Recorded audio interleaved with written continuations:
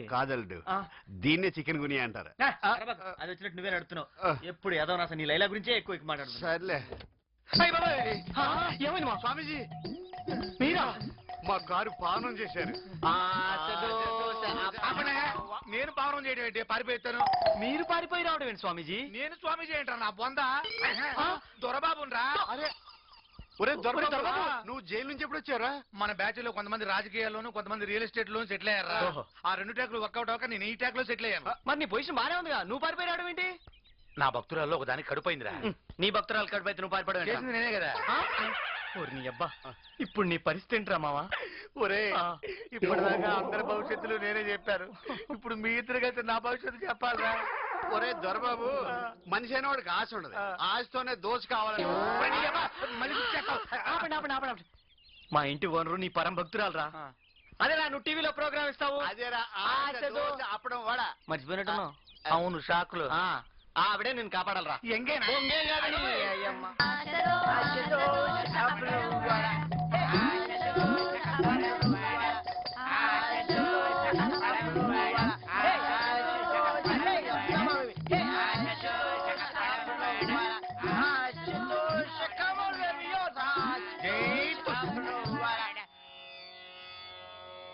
స్వామి, ఎంతో కాలంగా నాకు ఒక దండు సందేహం. అడుక్కో నాయన. చెట్టు ముందా ఎత్తు ముందా?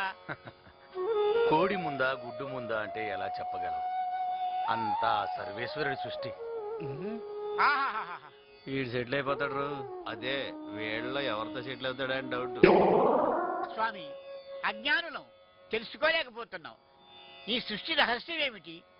ఏముంది పద్మనాభం, అంతా సర్వనామం. ఎంత గొప్పగా సెలవిచ్చారు. ఆశ దోష అప్పడం వాడ, ఆశ దోష అప్పడం వాడ, ఆశ దోష అప్పడం వాడ.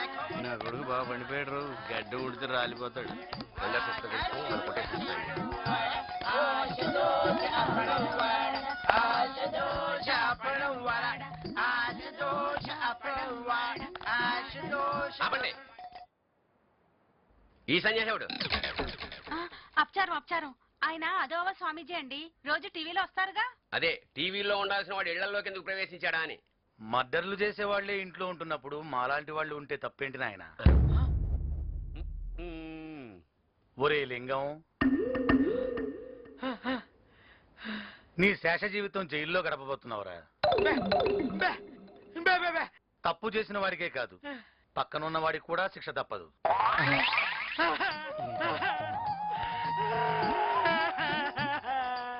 లింగం లే. నీకు మాట రావడానికి ఇంకొంచెం టైం ఉంది. ప్రస్తుతానికి స్వామివారి పాదసేవ చేసుకో.